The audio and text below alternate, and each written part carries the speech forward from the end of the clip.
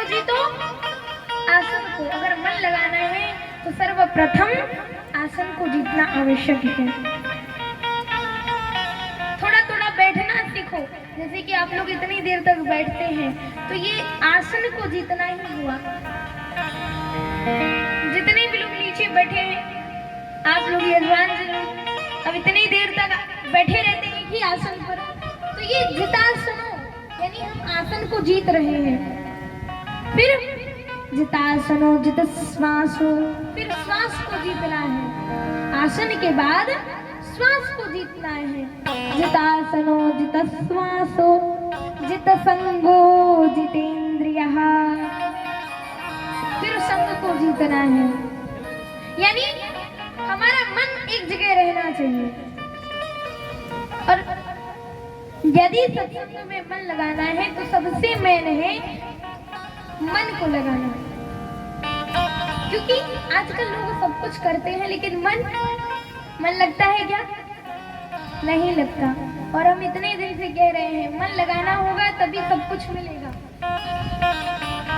तो मन लगाना, कथा में मन लगाना बहुत आवश्यक है। और जब मन लगेगा, भगवान के चरणों की ओर भागेगा हमारा मन, भगवान के चरणों में हमारा मन बन जाएगा, तो हम जो चाहेंगे हमें वो मिलेगा। पर मन लगाना होगा और सबसे दुर्लभ यही है।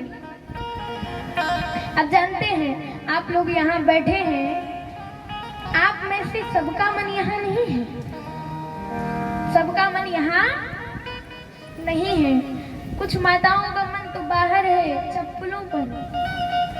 कि बताओ इतनी अच्छी राज नई चप्पल पहन के आए थे और कहीं हम यहाँ कथा में मन लगा लिए तो उधर कोई चप्पल ना उठा ले जाए तो क्या करें?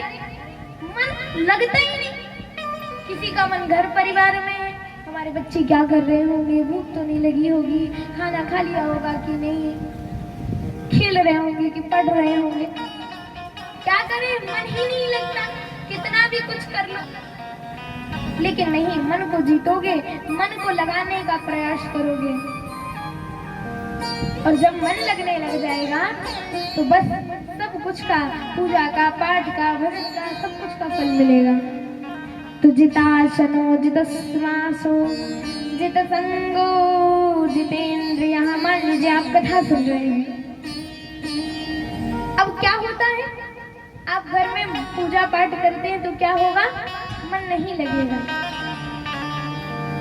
संग को नहीं जीत पाए, मन नहीं लगेगा। आसपास कोई बातें कर रहा होगा ना तो कान वहां जाएंगे कि कहीं हमारी बुराई तो नहीं चल रही है, कहीं हमारे बारे में ही तो बातें नहीं कर रहे हैं। तो जितासनो जित श्वासो जित संगो जितेंद्रियः। फिर इंद्रियों को जीतो। इंद्रियों को कैसे? हमारा मन तो खूब कहता है। अब मान लीजिए आप कथा सुनने बैठे हैं तो कुछ लोगों का मन तो यही कह रहा होगा, कहाँ चक्कर में पड़े हो, ये कथा सुनना तो बुढ़ापे का काम है, कहाँ कहाँ बैठे हो, चलो एक काम करते हैं, चलते हैं। और क्या इतनी देर, जितनी देर यहाँ बैठते उतनी देर सो ले, आराम कर ले। होता है कि नहीं? हमारी इंद्रियां नहीं मानती। और यहाँ जितने भी छोटे छोटे बच्चे बैठे हैं ना, इनमें से किसी का मन ये नहीं कह रहा होगा कि बैठे रहो। अरे कहाँ, चलो एक काम करते हैं, चलते हैं, थोड़ी देर खेलते हैं, आराम से मोबाइल चलाते हैं। क्या करें? नहीं लगता मन।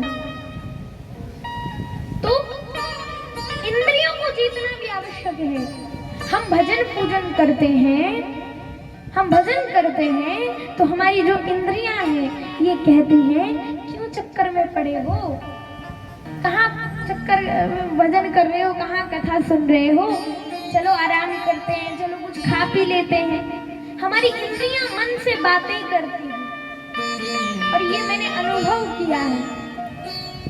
जब भी भजन करने बैठो तो ऐसा लगता है क्यों बैठे हैं, क्यों बैठे हैं। नहीं, इंद्रियों को जीतना आवश्यक है।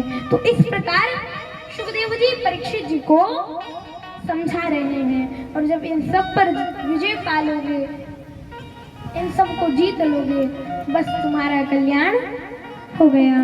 और मैं तुम्हें श्रीमद् भागवत की ऐसी ही कथा सुनाऊंगा, और वो कथा क्या करने वाली है वो भी बताते हैं।